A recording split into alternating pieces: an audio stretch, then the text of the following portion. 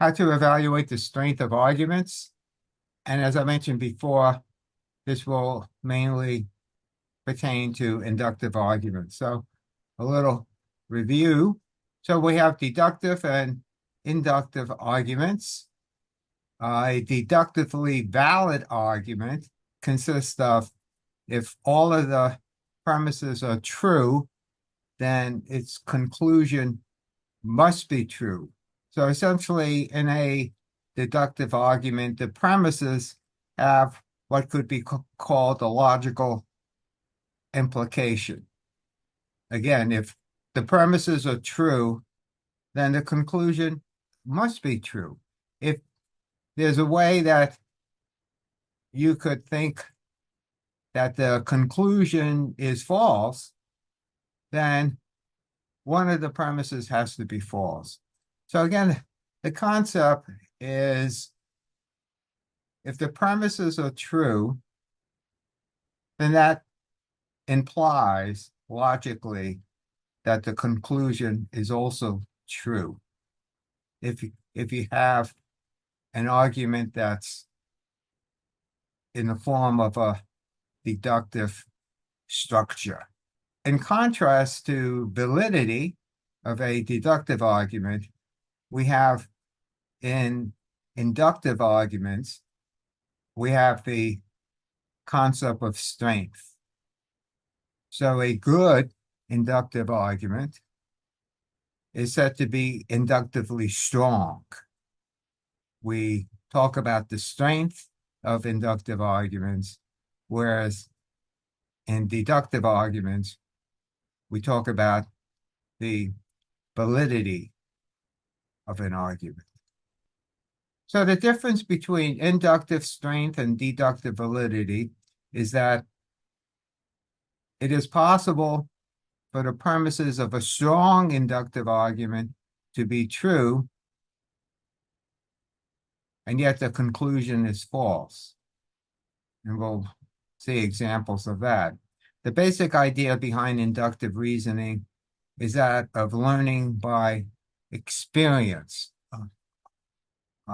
And what do I mean by experience? Our experience in the world, we notice patterns, resemblances, other kinds of regularities in our experience and project them onto other cases. So, for example, if I go wandering in the woods and by my observation or experience, I see that all the trees are green, then I would be inclined to say that all trees are green based on my experience. But we know that that experience is somewhat limited because we know that some trees may have different colors. For example, purple or red. And hence one could say that my initial experience consisted of a poor sample size. And I like to emphasize the concept of a sample size because the strength of inductive arguments, a lot of these arguments are based on a representative sample size, which is the same thing in the scientific literature.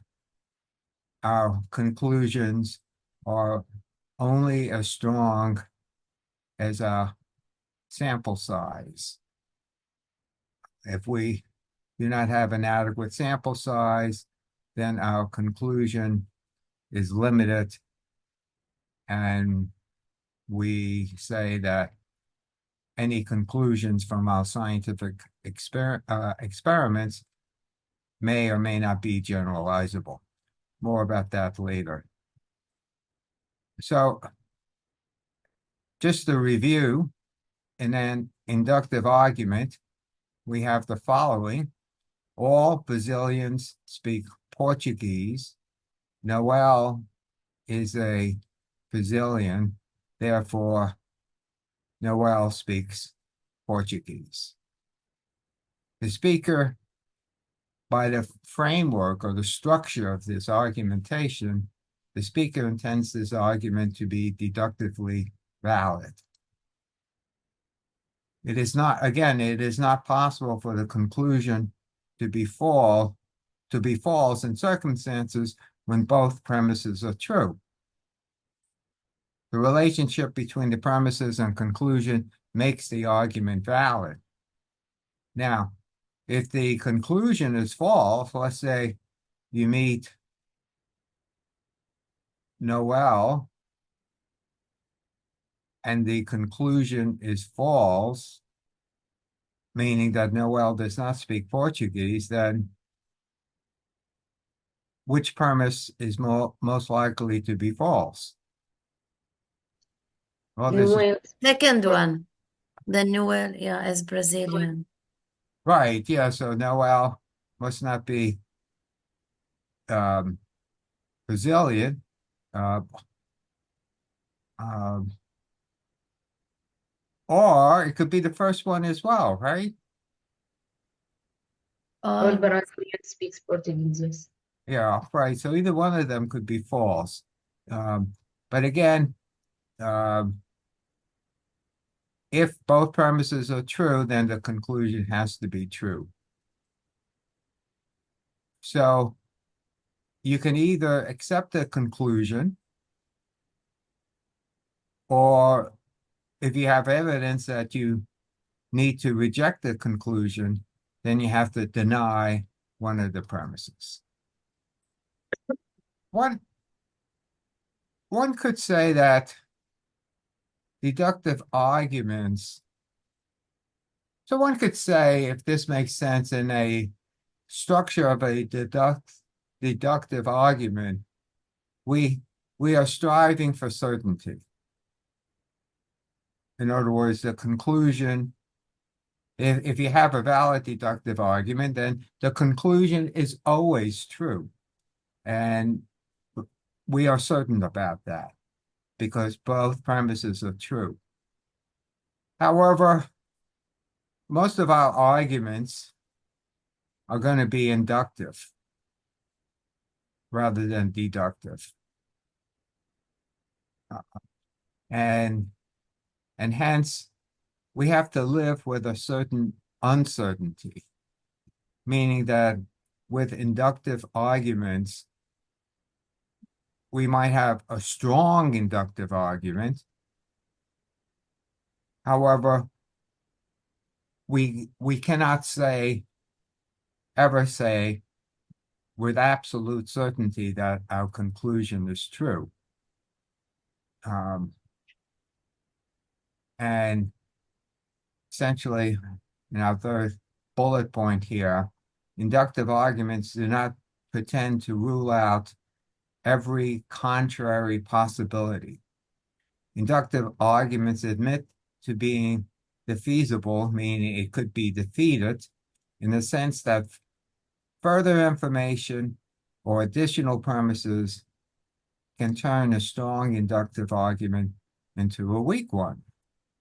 So I'll go back to the example in the scientific literature. One study may generate a conclusion from the sample size that something is true. However, if you do other papers, other studies with a stronger sample size, you may see that the conclusion is false. And think about this when you do studies, when you do a research study, you might say, okay, a few studies came to this conclusion. However, the sample size was weak. I'm going to do a better study with a better sample size. And you may come up with a different conclusion. So this is what is meant that inductive arguments could be defeated in the sense that further information or additional premises can turn what was seemingly a strong inductive argument into a weak one. All of this might seem disappointing, but the realization that more information could make a difference motivates further inquiry. Again, my example, one could postulate doing further research in order to prove or disprove a conclusion from an inductive process. So again, we have this validity versus strength. Deductive arguments are valid and are sound if the premises are true. All inductive arguments are technically invalid because the premises could be true and the conclusion is false, depending on the strength of the premises. As I said before, in a scientific study, your studies could show a certain conclusion, but that depends on the strength of the evidence. So to summarize, the terms most often used to distinguish good and bad inductive arguments are strong and weak. And that's what we're going to go over today. How do we know when we have a strong inductive argument and when we have a weak one? So how strong are you? How persuasive is your message? Inductive arguments do not aim for validity, they aim for strength. Inductive arguments is better if its premises provide stronger reasons for its conclusion. So what is strength, or what constitutes strong reasons? An example of a strong inductive argument would be, every day to date, the law of gravity has held. Therefore, the law of gravity will hold tomorrow. It says, well, what makes this argument strong? What does it mean, has held, that it is there every day to date? The law of gravity has right. uh, Has existed. okay. So what makes it strong? Because it was The evidence of the law of gravity. that it was there every day, every Right. day. Yes, right. So we know the law of gravity has held, or has been in existence every day, and most likely because of all that strong evidence, it has been around for millions of years. Therefore, you could say with confidence that it will exist tomorrow. So it all depends on the strength of the evidence in the first sentence about the law of gravity. So this is how we know it's a strong inductive argument, because of the strength of the evidence associated with the existence of gravity. So how to distinguish between strong and weak arguments? A strong argument is a view that is supported by solid facts and reasoning, while a weak argument follows from poor reasoning and inaccurate information. Strong arguments must be supported by reputable sources, or they risk being invalidated by other sources. Weak arguments contain problems with the logic used to support them. And we'll go over both types. So for example, if you hear an argument from someone and you realize that their sources are weak or not, or essentially non-existent, then you could invalidate that argument by bringing up stronger evidence, by stronger sources.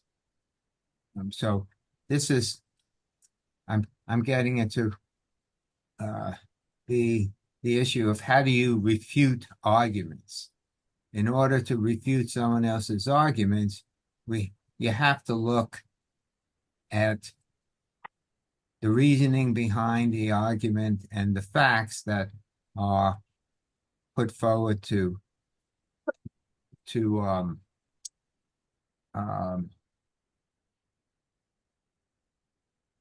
the evidence of the strength of the argument. So again, this is how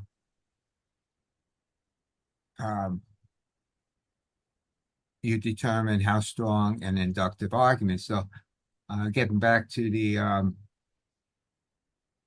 well, last week we discussed about logical and fallacy. So if you see that the argument is being supported by a fallacy, then this is how you could refute the argument, by demonstrating that someone else's argument is existing on a fallacy. It could be a fallacy of emotion, an appeal to authority. So this is how you dissect arguments. So the other way to think about it is think about strength as a probability. Again, deductive arguments are valid. The conclusion has to be true. Whereas an inductive argument, we talk about the probability of the conclusion, whether it's a strong probability that something is true or false.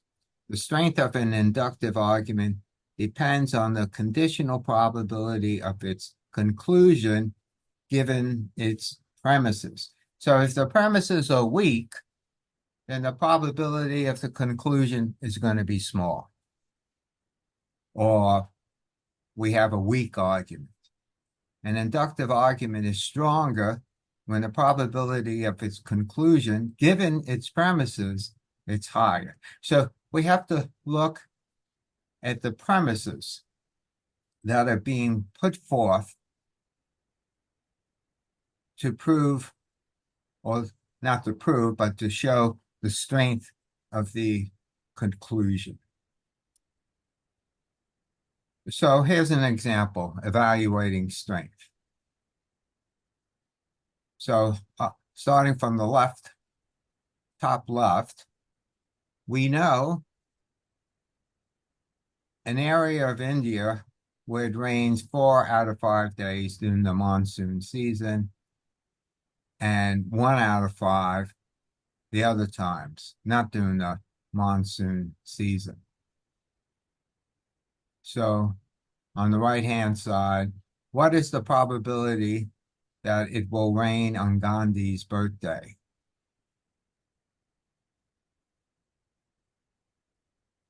One out of five. Why do you say that? Because is included as 1 out of 5. 5 days was observation. Only one time that was raining. Well, what about 4 out of 5 days? So it What depends on the... is it during only the monsoon season? Right, but we don't have that information. So looking at the middle on the first column, that depends on the date of Gandhi's birthday. Mm. And if we look on the right-hand side, if you have no idea when is Gandhi's birthday, the best thing that you could say is that the probability of rain is 0.2. However, if you discover that the birthday is during the monsoon time, then it becomes reasonable to estimate the probability as being 0.8. But then again, this all depends on the initial information, on the data you have, how often it rains during the monsoon season, and how often it rains other times. So either a probability of 0.2 or 0.8, you could only say, well, it's if Gandhi's birthday is during the monsoon season, based on the previous data of how often it's going to rain during the monsoon season, you could say that it most likely will rain with a probability of 80% that it will rain on Gandhi's birthday if Gandhi's birthday is during the monsoon season. But you can't say with 100% certainty that it will rain. The best that you could do based on previous data, it's going to rain 80% of the time. So here the strength of the argument depends on the previous data of how often it rains. Just like in the previous example with the law of gravity, the evidence shows that gravity has existed every day since the time that the world became in existence. So in that particular example, you could say, well, most likely, with probably absolute certainty, the law of gravity will hold. Here, you can only say a probability of 80% based on the previous data. So, a weak argument. You make a statement, our parade will occur on Gandhi's birthday in that area. Therefore, it will rain on our parade. But no information is given about when is Gandhi's birthday. So again, the best that you could say, 20%. And your argument is that our parade will occur on Gandhi's birthday in that area. But the best that we could say, it's going to rain with a probability of 20%. But you had said that our parade will occur on Gandhi's birthday in that area. Therefore, it will rain on our parade. It says, therefore, it will rain on our parade. But since you don't know when is Gandhi's birthday in that area, you cannot say it will rain on our parade. The best that you could say, 20%. So the argument that it will rain on our parade is not very strong because the evidence, so it could be someone is giving you a statement, it's going to rain on our parade, and you say, well, you haven't given me information about Gandhi's birthday, so the best that you could assume is 20%. Here is an issue about reasoning, in the sense that there's no information given about Gandhi's birthday, so you could only say 20%. So the argument is not very strong. The argument being that it will rain on our parade. Now, we could add here in the previous example, we didn't get all the premises. Here we could add another premises. Our parade will occur on Gandhi's birthday in that area. Another premise, you need this other premise. Gandhi's birthday is during the monsoon season in that area. Therefore, it will rain on our parade. Now, this argument, consisting of both premises, is a stronger argument. A stronger argument for the conclusion that it will rain on our parade. The probability is now, is 80% because you have all the premises. Whereas in the previous argument here, you don't have all Gandhi's the birthday. necessary premises. And you can't say it's going to rain on our parade. So this is a flaw in the configuration of the argument. It's because it has left out an important premise. And so when you have somebody give you this argument, you could, well, we don't know if it's going to rain on our parade.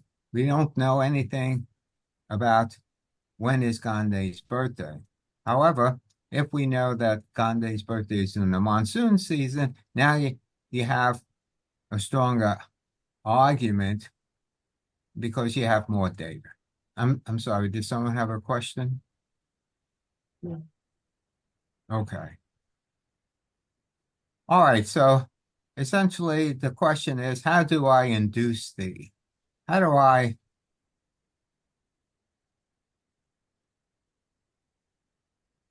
I what is the method of my inductive argument? And again, the example I like to give is Sherlock Holmes. He solved all his cases by induction. He gathers all the evidence, and based on the evidence, he determines the probability of his conclusion. Sherlock Holmes was a doctor. He didn't like doctoring, so he went to writing. But when you think about it, practicing medicine is all about induction, right? We get all the facts that we could get from, let's say someone has heart failure, so you take a history, you do a physical exam. You'll never know with 100% probability that the reason for the patient's edema or shortness of breath is due to heart failure. But based on the evidence, if the evidence is strong and there's no contradictory evidence, then you could say with almost certainty or a high probability that the patient has congestive heart failure. And so, again, medicine is an exercise in induction. So there's other ways that we could infer the strength of arguments. One is called statistical generalizations. This is similar to when we do a study and we want to know if we could generalize from the results of the study. Okay. So we have a restaurant owner. He takes a small sample size to know how many people like Turkish or Ethiopian food. He asked a random sample and discovered that 60% like Turkish food, but only 30% like Ethiopian food. The owner concludes that these percentages apply to everyone in the neighborhood. So he argues from the premises about the small sample size to make a conclusion about the larger group being the whole neighborhood. So what is the owner going to serve? What kind of food is he going to serve from his small sample size if he wants to stay in business? His conclusion is that most people in the neighborhood will like Turkish food. So he generalized from a small sample. So he's gonna cook mainly Turkish food. He's gonna generalize. Again, his argument is that it could be my restaurant will be more successful if I serve Turkish food.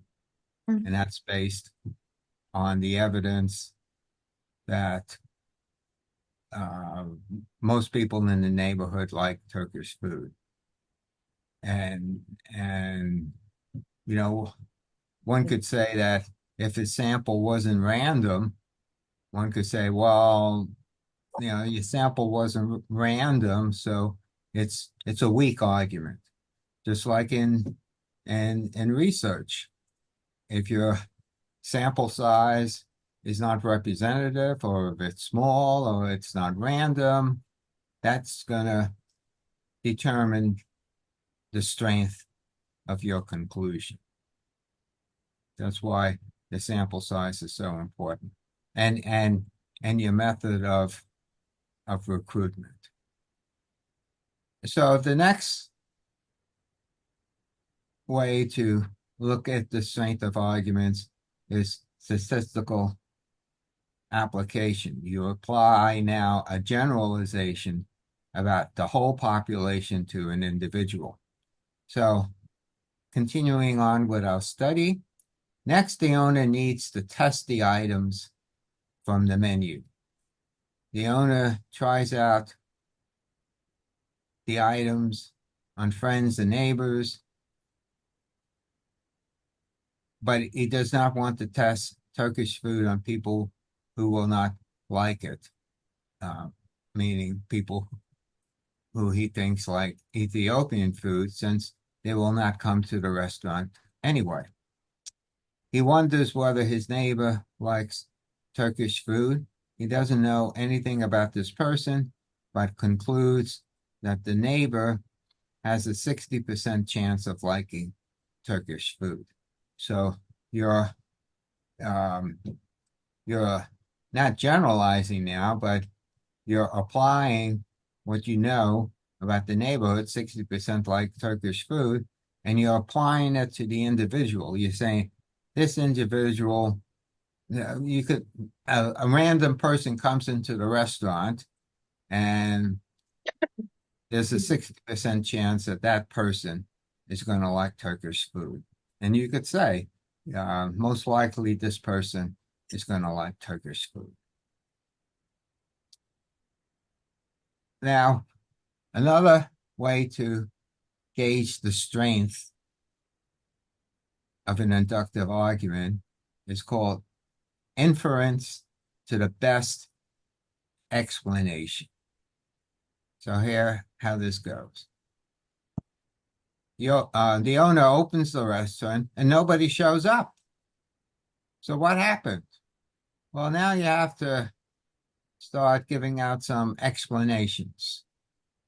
Well, it cannot be that the people do not like Turkish food, since 60% do. So that's not the best explanation.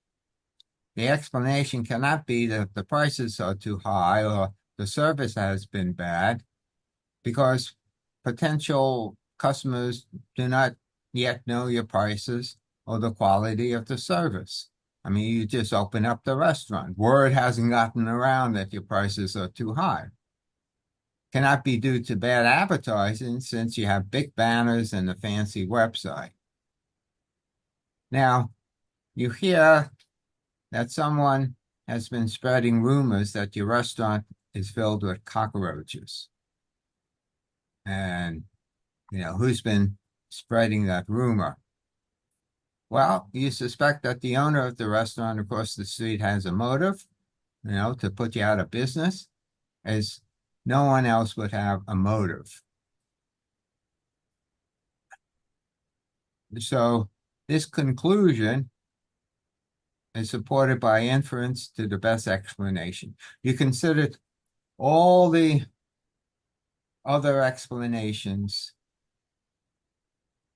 and you discount them, and you suspect that the owner has spread rumors that your restaurant is filled with cockroaches. So what do you think about that explanation? You see what well, It's not convincing why is that? because reading the story or knowing the condition from beginning, I understand that he took a small sample size and he generalized about food, and the number of people who were attending were not representative to the general population or the area in that place. So for me, it is more convincing if I think that the type of serving is not to the people's interest. It has nothing about the cleaning, or about the cockroach, about the situation of the restaurant was mentioned from beginning. So the cockroach is a weak explanation for me and not convincing. Okay. Okay. For me, actually, I am opposite of you, Dr. Wafa. You're what? Opposite. I doesn't Opposite. agree. Okay. Well, Yeah. it's always good to have controversy. Yeah, because let's start from the beginning. First, open the restaurant, nobody show up. That is not what happened because he do randomize and there is people was there. Okay, people doesn't like Turkish food. No, because 60% there is a show that they like it, and 30% they like the Ethiopian food. So we have evidence. The price is too high or bad service. No, I don't think it was so bad. Yani, there is no evidence of during the research about those all. Yani. Spread rumors, there is no promise about it. Suspect owner. No, I don't think also. I think nobody of those. Yani, for me, nobody of those promise is true. Okay. So Nothing from those. you have that another explanation. Yes. What's that? Maybe it's bad business at the beginning. Yes, it's just need time. Bad No, business just at the need time. beginning, then we recover. Yes. It's what? Bad Just- business at the beginning, then recover. I'm sorry. Yani, it started, each business we will start will start difficult. Till people, they are aware about it, they know about it, they will discuss about it. So we are saying it's bad business. Okay, at so the you're beginning. coming up with another explanation. It's too soon to Too be soon. worried. Okay. Yes. We All need right. evidence. Like for me to make a judgment, okay, I need I need evidence that this is happening. Well, you're Can not. can I answer, Professor? Yeah, Huh? sure. You are going on logic to the story. The story is given, and that there is about Turkish and the sample size and this one. Now you are coming with a phrase which is not related to the story. The most likely one is that the people are not liking the Turkish food because the generalization was made on a small sample size to the bigger population. That comes more logic to the story than bringing another idea and saying that that is related to this. It is the generalization was incorrect by the owner of the restaurant. So that Okay. is giving more logic for me. But the supply Okay. side Now, economy now doesn't mean remember, when people start businesses, they do market research. Mhm. You know, when somebody opens up a store in a certain area, you don't just like um, um, uh, Like, pick an area out of the blue. You do some market research, and again, it's going to be depend on the strength of your research, your sample size.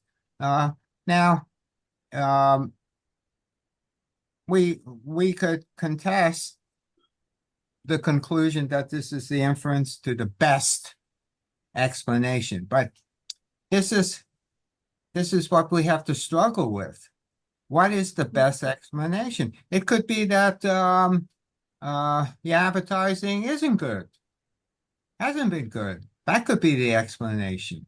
Okay. or COVID was Now, there. you're saying someone told you, someone is spreading rumors that your restaurant is filled with cockroaches. Who could that be? Well, knowing human nature, it could be the owner across the street. Okay, so this is, remember, previous slide, I said it's based on experience, how you view the world, how you have experienced the world. So if you've experienced the world with having a lot of bad people around you, okay, then you might say, oh, it's the owner across the street. So this is the best that you could do. This is the best explanation. It could be a small sample. So I bet he has considered that. 60% said they like it. They can't be bad service. No one has been there yet. I think my advertising is good. Halas, it has to be the owner across the street. Now, that's the best. That may not be the explanation.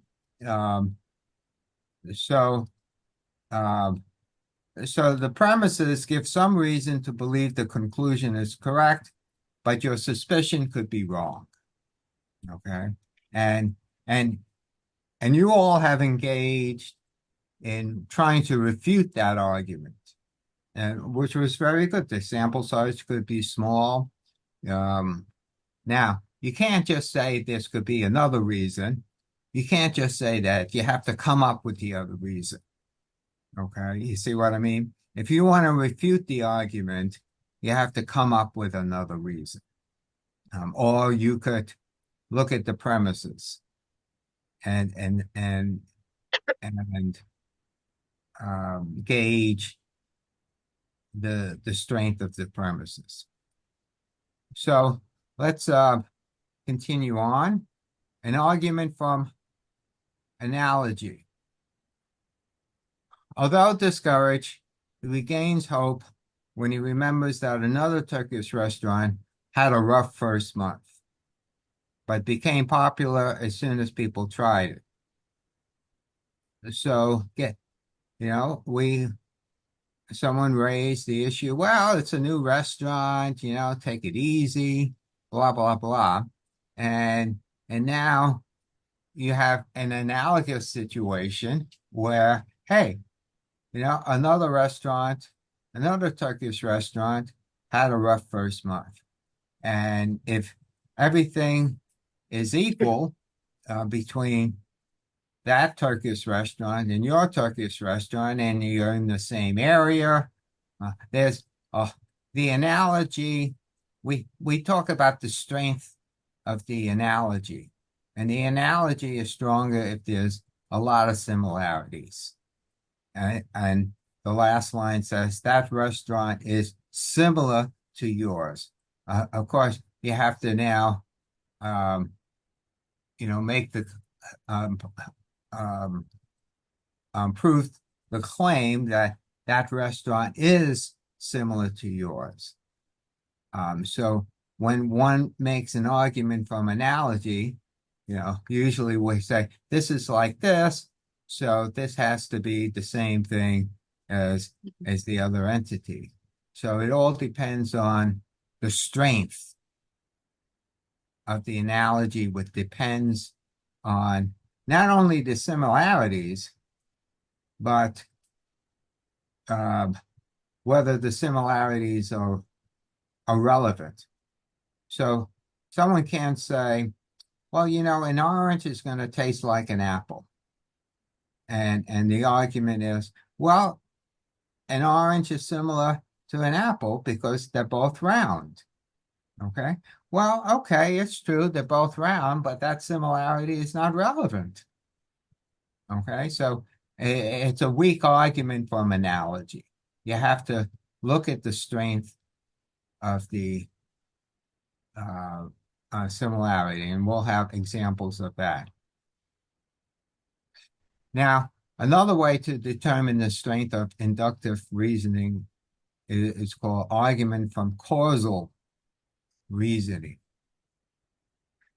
So let's get back to the restaurant. The owner's restaurant becomes popular and many customers come in. What attracts the customer to your restaurant? Why is your restaurant so popular? Well, you find out that you lower prices, but that has no effect on turnout. Or maybe it's better to say you raise prices and that has no effect on turnout. So it seems like there's another reason why customers like your restaurant. While the owner checks to see which dishes customers order more often, but nothing really sticks out. He's trying to, maybe there's one dish that's very popular, and that's why many customers come in, but nothing sticks out. So he begins to drop items from the menu one by one and observe changes in the clientele. There is a large drop in customers after eliminating this dish called coco rag. It's lamb intestines wrapped around kidneys, hearts, and lungs. His experiment supports the conclusion that this dish is what causes people to come to the restaurant. However, it's still possible that something else is the cause or the reason why a lot of people come in. So this is an argument from causal reasoning. And it's, again, when you read scientific papers,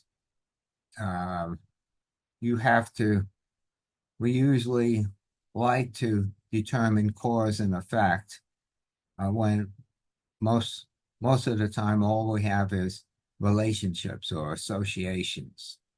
But you so like in statistics, if you have a relationship between two variables, the best that you could say is that you have an association. However, you could assume that you have causation. However, you're going to need more evidence for that. So reasoning about probability, you want to determine what is your best guess. So back to the restaurant, all goes well until the restaurant is robbed. The only witness reports that the robber drove off in a Fiat. However, only a small percentage of cars in the neighborhood are Fiats. Do you trust the witness? So it's a low probability that the witness observed a Fiat, or he saw the robber drove off in a Fiat. And your reasoning about probability, well, It's almost the same thing about the law of gravity. Well, the probability is 100% that gravity is going to hold the next day. So this is reasoning from probability. Oh, only 2% are fiats. So maybe you don't trust the restaurant. So this is all the different measures of strength: statistical generalization, statistical application from the, what you have generalized to the next person, inference to the best explanation, argument from analogy, causal reasoning, and probability. So this is how we determine strength. Okay.